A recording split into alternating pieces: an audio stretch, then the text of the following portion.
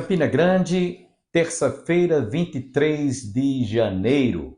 Dentro de instantes, internauta, telespectador, você terá a oportunidade de ouvir o pastor Antônio Júnior trazendo a conclusão sobre as designações de Deus, ou seja, os nomes que trazem um profundo esclarecimento e conhecimento acerca desse Deus que nós adoramos.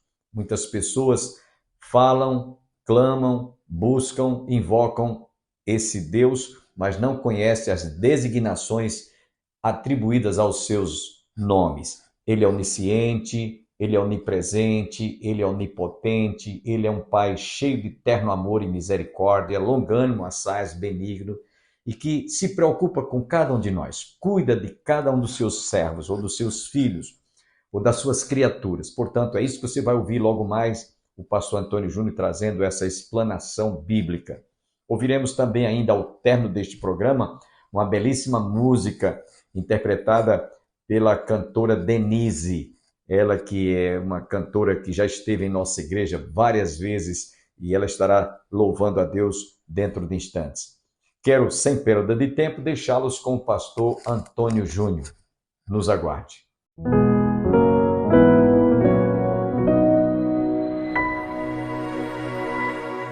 O Evangelho perpassa primeiro nesse ponto. A lei revela a realidade do pecado e da separação entre Deus e o homem. Amém?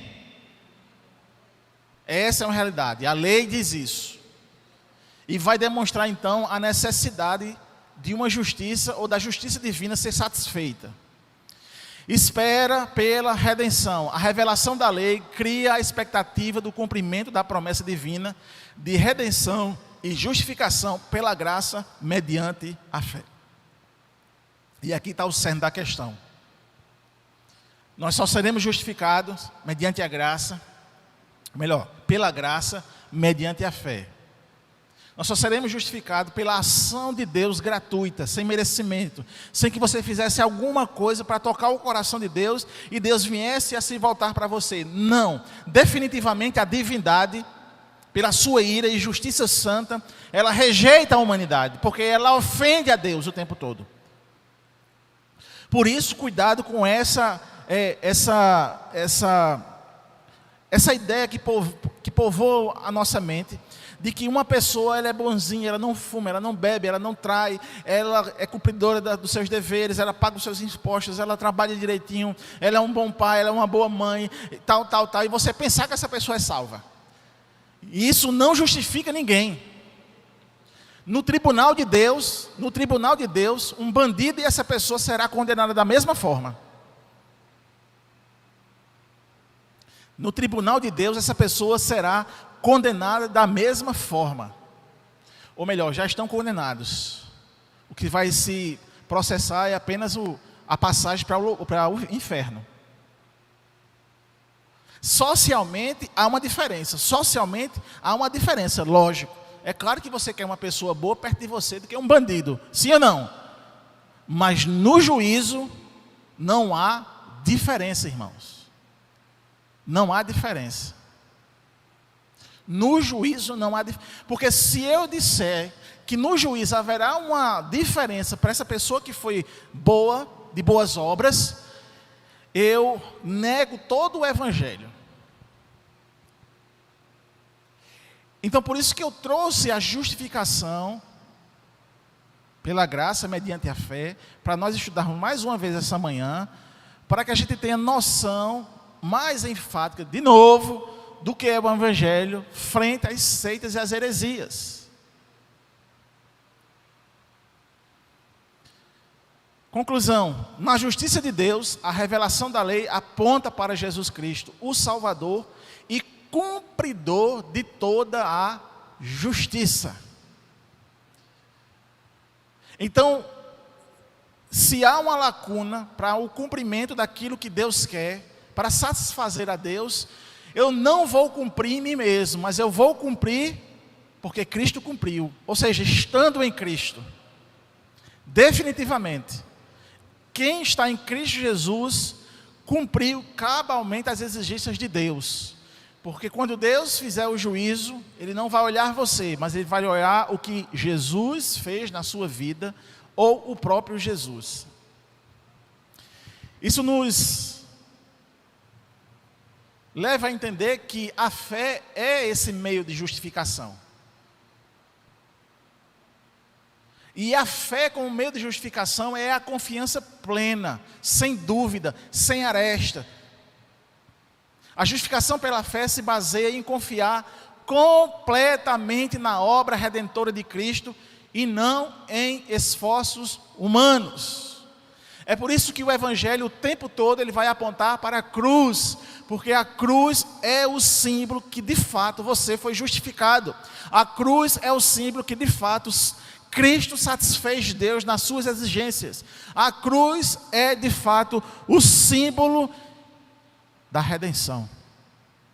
E por isso que sempre se aponta para a cruz. E aí, se apontando para a cruz, você tem que ter essa confiança plena. A confiança plena em Cristo, que Ele cumpriu aquilo que satisfazia a Deus. E se uma vez essa fé como meio de justificação, essa confiança plena, é também pela fé a receptividade ao dom. A fé é o meio pelo qual recebemos o dom da salvação, reconhecendo nossa dependência da graça de Deus.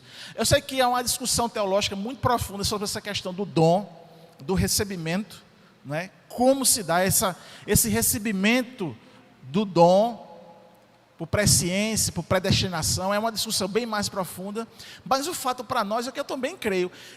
Na minha cabeça isso é muito bem resolvido, não é? Embora que quando a gente faz seminário, quando a gente vai fazer o mestrado, se suscita essa discussão de novo, alguns irmãos ficam curiosos para saber isso, mas o fato é que até hoje, depois de que se lançaram o Concílio de Dort, e os remonstranges, e várias outras coisas na história, falando sobre como é que se dá essa escolha de Deus, né? Ou seja, que Deus elegeu uns e outros não, como se dá isso, ninguém até hoje conseguiu decifrar. Ninguém conseguiu decifrar como é que se dá, que Deus de fato é quem escolhe, Ele é que Ele acha, e como se dá a sua livre escolha em atender esse chamado.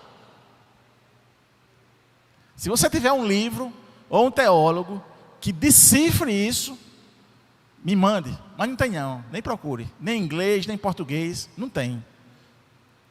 O fato é que existem as evidências que nós nos amoldamos mais, né? E nós nos amoldamos mais à evidência da plenitude de Deus, na forma soberana dele escolher, não é? Sem merecimento, mas Ele escolheu, e a prova disso é que Ele nos deu o dom para confiar nisso. Amém?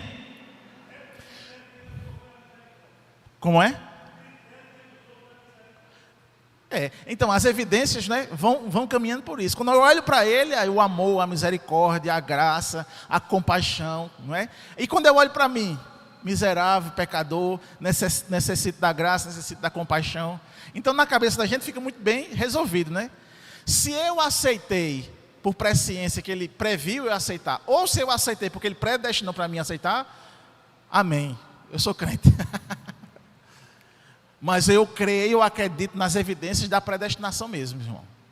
Deus realmente escolheu, Deus elegeu, antes da fundação do mundo, Ele de fato definiu aqueles que iam ser da comunidade da fé, em qual o meu nome e o seu estava, amém? Eita, aleluia, aí eu macho. Relacionamento pessoal. A fé cria um relacionamento pessoal com Cristo, levando à comunhão e à transformação interior. E aí é fundamental isso também. A fé como meio de justificação não é apenas entender que Deus me elegeu, que Deus me escolheu, mas essa escolha, essa predestinação, essa eleição vai ser demonstrada a partir do momento que eu desenvolvo a minha fé em Cristo. Como? Em uma vida completamente modificada, transformada. As coisas velhas passaram. Nós fomos transformados, nova criatura. É o que entendemos na teologia como regeneração. Nós somos regenerados, fomos feitos novos. O homem de pecado morreu, e vivificou-se um novo homem, uma nova mulher em Cristo Jesus, amém? A vida de pecado foi aniquilada, foi morta, foi deixada para trás, e nós fomos vivificados em Cristo Jesus para uma nova vida. Então, essa fé cria um relacionamento pessoal com Cristo, levando a comunhão e transformação interior. Então, se você quer ir por predestinação ou quer ir por presciência, a sua vida tem que ser uma vida transformada, de abandono do pecado. E pecado, meus irmãos, não é aquela lista. Pecado é quando ofendemos a Deus, quando fazemos algo do nosso ego que ofende a Deus, quando erramos o alvo. E embora nós fomos libertos do poder do pecado, mas ainda nós temos a contaminação do pecado. E essa contaminação do pecado requer que todos os dias nós sejamos renovados. Essa contaminação requer que todos os dias nós sejamos diligentes, porque agora nós somos santos. E essa posição de ser santo requer de nós um processo de santificação. Isso quer dizer que o crente, quando ele se converte, ele vai passando a passos de melhoramento da sua moral, da sua mente, com relação de fato aos deleites do pecado. Há uma transformação. Há uma transformação. E essa transformação, ela é evidenciada, não só na igreja, mas em qualquer outro lugar que nós estamos. E veja, irmãos, eu estou falando de santificação e não de usos e costumes. A gente tem também esse hábito péssimo de observar as pessoas pelos seus usos e costumes, pelo aquilo que ele faz, pelo aquilo que ele, por exemplo, antigamente, você lembra que não podia assistir televisão? Sim ou não? Hoje a televisão está aqui, né? É só aqui, eu apertar o dedo, botar um vídeo e já aparece a televisão. Mas os mais antigos aqui, não vou citar, né? As meninas aqui na frente, o pastor. Lembram disso, né? Anos 70, anos 80, sim ou não, pastor? Não era proibido assistir televisão? Não era pecado? Não era disciplinado as pessoas que faziam isso? Lógico, a disciplina era pela desobediência. Mas o sentido era de disciplinar a pessoa que fez aquilo. E por que deixou de ser? Porque se estabeleceu que os usos e costumes não está relacionado à santidade, mas a motivação do seu coração, o que você está assistindo. Uma coisa é eu assistir um jornal, outra coisa é assistir uma pornografia. Sim ou não? E isso vai dizer qual é a intenção do meu coração. E isso vai dizer o estado de pecaminosidade que eu estou. E isso se vale também para as roupas. Isso se vale para as roupas. O fato é, a roupa que eu tenho que vestir, que está no meu guarda-roupa, e como eu vou me vestir para sensualizar outra pessoa. Qual é a motivação qual é a motivação para que eu fosse buscar a minha ordenação pastoral? Qual foi a minha motivação para eu buscar a minha consagração a presbítero, a diácono, a líder do departamento? Qual foi a minha motivação de vir para a igreja? Então tudo isso condiciona o que está no nosso coração. Então a gente deve observar, meus irmãos, o nosso coração, para saber se nós estamos sendo transformados e se aquilo que nós estamos nos comportando está ofendendo a Deus, consequentemente prejudicando a mim, porque prejudica a nós, prejudica a você mesmo. Porque por mais que você diga que não está fazendo isso, está fazendo, seu coração está inclinado para isso, mais cedo ou mais tarde isso vai estourar, isso vai aparecer. Então, irmão, a fé cria um relacionamento pessoal com Cristo, amém? E leva à comunhão e à transformação interior. Louvado seja o nome do Senhor. Então, a graça como fundamento da justificação. Em primeiro lugar, fundamentação teológica. A graça é o fundamento teológico da justificação, levando a natureza misericordiosa e generosa de Deus. A graça é o fundamento teológico da justificação, revelando a natureza misericordiosa e generosa de Deus. Amém, presbítero? Não é assim não? É, louvado seja Deus. 2, libertação do legalismo. A graça liberta os crentes do legalismo, oferecendo uma justificação baseada no amor e na compaixão divina. A graça justamente revela essa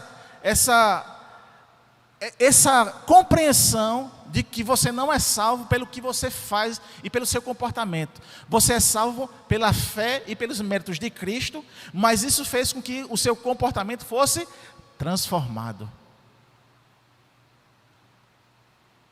Por isso não há crente sem ter sido transformado.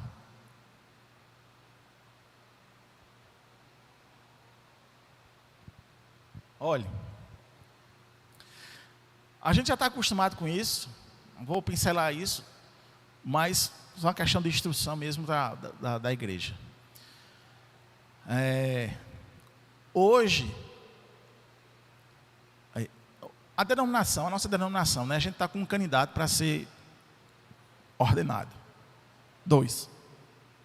Mais um específico porque ele vai ser ordenado após concluir o seminário. Tiesete, Herculano. Então ele vai ter que trazer um laudo do psicólogo, ele vai ter que passar pelo conselho de pastores. O conselho de pastores são vários pastores que vêm fazer uma entrevista com o candidato e com a esposa dele.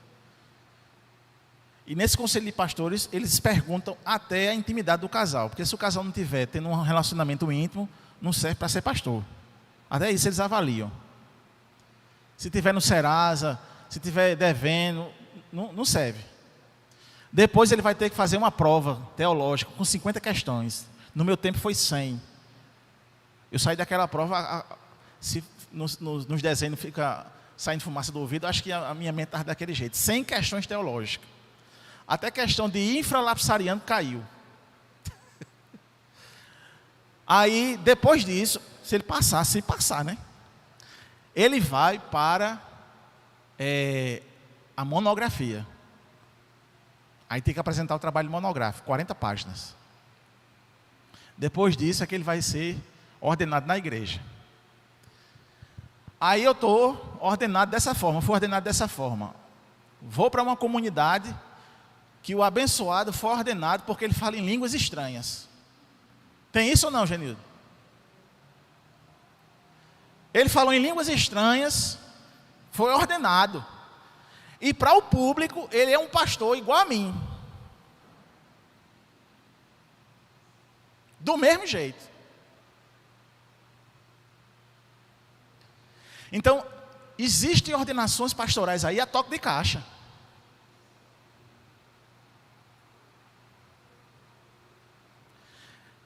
Nesses dias a gente estava conversando com o pessoal que faz a consciência cristã.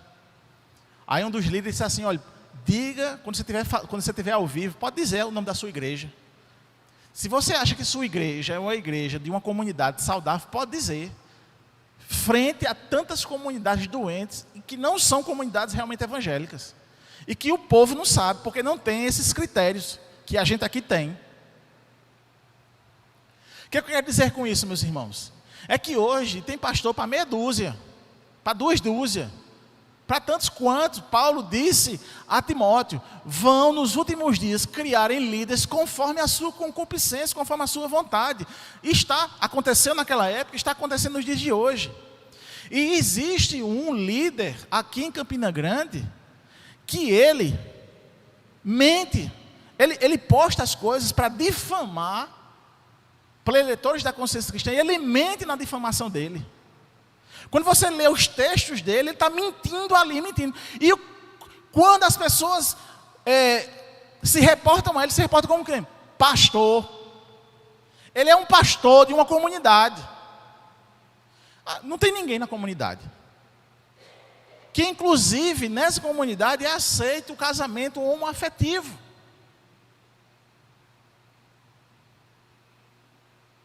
Ele vai para a roda de samba, toma cerveja, fica bêbado, fala as coisas.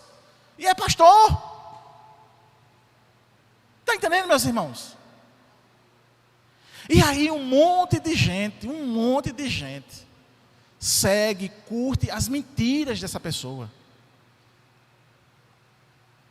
Enquanto aqui a gente está preocupado, enquanto aqui, graças a Deus por isso, né? O reclame é porque eu sou ignorante, o reclame é porque eu tenho a cara feia, aí só se Jesus mandar eu de volta, né? Porque essa cara só Irã aguenta. Mas ninguém está olhando o caráter, ninguém está olhando a moral, ninguém está olhando aquilo que é pré-requisito de um ministro. Se olha se ele é carismático, se ele é bolachão, tal, não é? Não é assim? E você entende então a importância de nós falarmos sobre isso numa escola bíblica dominical, de nós alertarmos para isso, para que a gente não dê verberação a esse tipo de coisa, mas que a gente fique ligado, porque há uma fundamentação sim no Evangelho. O Evangelho ele é bem fundamentado, ele é bem escrito, ele é bem revelado, e nós temos isso nas nossas mãos. Nós temos isso nas nossas mãos. E o Evangelho, então, ele nos libertou do legalismo. O Evangelho, ele nos estimulou à santidade, sim. E a santidade, meus irmãos, é algo preponderante em qualquer comunidade genuinamente evangélica.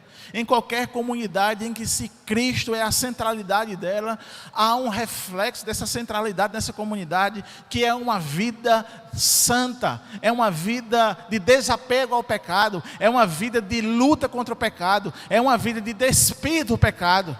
Essa é a realidade de toda a comunidade, seja aqui na China, na Índia, em qualquer outro lugar. E isso são pontos fundamentais. É o fundamento da justificação, como a gente está trazendo aqui. Esses fundamentos da justificação é que nós somos libertos de fato, de querer cumprir as coisas para que Deus nos aceite. Mas sabemos que Deus nos aceitou por Cristo Jesus. E essa transformação e essa aceitação fez com que nós nos viéssemos a preocupar com a santidade, com uma vida santa, com uma vida reta. É um entendimento da graça, impulsiona a busca pela santidade, como resposta à maravilhosa justificação recebida.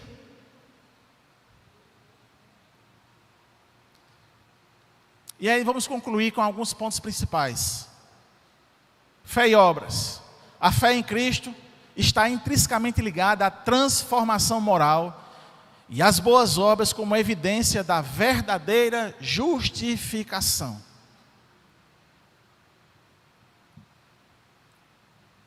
Suficiência em Cristo, ou a suficiência de Cristo. A justificação pela graça destaca a suficiência da obra redentora de Cristo, sem a necessidade de adicionar esforços humanos para a salvação. Claro, na conclusão, amém? Esperança na promessa. A justificação aponta para a esperança da vida eterna, onde os crentes desfrutarão da comunhão plena com Deus, baseada na maravilhosa graça demonstrada em Cristo. Então, meus amados irmãos, Deus mais uma vez nesta manhã nos chama a sua atenção para a sua obra redentora na vida de cada um de nós. Não foi mérito nosso, foi mérito de Cristo. Mas não basta apenas entender isso. Nós temos que entender isso e ter a nossa vida transformada. Precisamos continuar sendo operosos, entender a importância da obra do Senhor. É fundamental isso, irmãos. Entender que houve uma transformação moral. Aquilo que nós nos deleitarmos como algo bom, e ao olhar para a santidade de Deus e descobrimos que isso ofende a Ele, isso deve ser transformado. Ou melhor, isso deve ser abandonado para demonstrar uma transformação. Devemos apresentar essa vida de santidade. Mas uma coisa interessante que o pastor aqui falou uma vez, o pastor Bolso falou sobre a questão da liderança de líderes que se diz, eu sou. Não precisa dizer não que você não seja. Não precisa dizer, eu sou crente. Não, seja crente. Entendeu? Amém? Seja crente. Você sendo crente, isso vai ser como um megafone para todo mundo. Vai mostrar você. Isso vai fazer com que você apareça. Mas essa aparição sua, da sua moralidade, não é para o seu benefício, embora lhe beneficie, mas para o benefício do Evangelho, para a honra e glória de Cristo Jesus. Entenda que você não precisa fazer absolutamente mais nada, porque Cristo, Ele cumpriu cabalmente as exigências de Deus. Você não precisa ir para Israel para pegar a água do Jordão e tomar, para purificar o seu corpo. Você não precisa ir até Israel para o Rio Jordão e se batizar como que aquela água é mais santa, é mais sagrada do que as outras. Você não precisa passar por um caminho de sal grosso para libertar você de espíritos maus. Porque Cristo, a obra de Cristo, ela foi perfeita, ela foi suficiente, ela foi cabal, ela já cumpriu tudo. Amém, meus irmãos? Você não precisa mais, por exemplo, como diziam os judeus daquela época, que se convertia, né? De que você deveria voltar a rever as festas, as cerimônias, a circuncisão. Não precisa mais disso, porque em Cristo Jesus, tudo isso já foi feito, já foi realizado. Ele já cumpriu para nós. Vamos então basear a nossa vida de fato, irmãos, na suficiência de Cristo e não nos nossos esforços para a salvação. E, claro, sempre tendo a esperança de que um dia nós iremos subir e de que um dia nós estaremos definitivamente na comunhão com Deus para todo o sempre. Amém, meus irmãos? Acredito que você foi profundamente enriquecido e abençoado através da ministração da palavra que o pastor Antônio Júnior nos trouxe sobre as designações do nome de Deus, acerca dos atributos desse Deus maravilhoso. E espero que você amanhã esteja conosco para ouvir uma outra mensagem que nós traremos para a sua edificação. Agradecemos a todos que estiveram conosco e nós vamos encerrar o nosso programa ouvindo a cantora Denise. Espero que você deleite com esta música. Tenham todos um bom dia, um fortíssimo abraço virtual e até amanhã, se Deus quiser.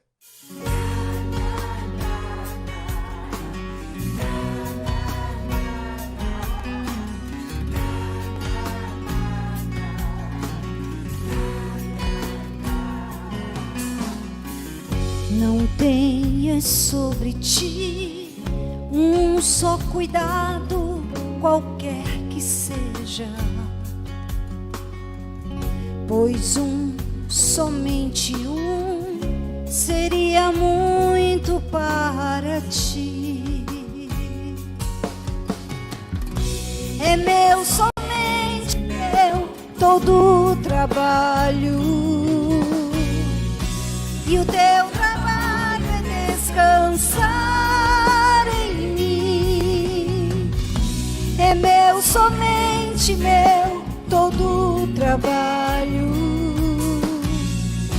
e o teu trabalho é descansar em mim. Descansa no Senhor, confia nele, e o mais ele fará. Entrega os teus cuidados a ele, segue em frente. Não temas quando enfim tiveres que tomar decisão. Entrega tudo a mim, confia de todo o coração. É meu, somente meu, todo o trabalho, e o teu trabalho é descansar em mim. É meu, somente meu, todo o trabalho, e o teu trabalho é descansar em mim. todo trabalho. E o teu trabalho é descansar em mim. É meu, somente meu, todo trabalho.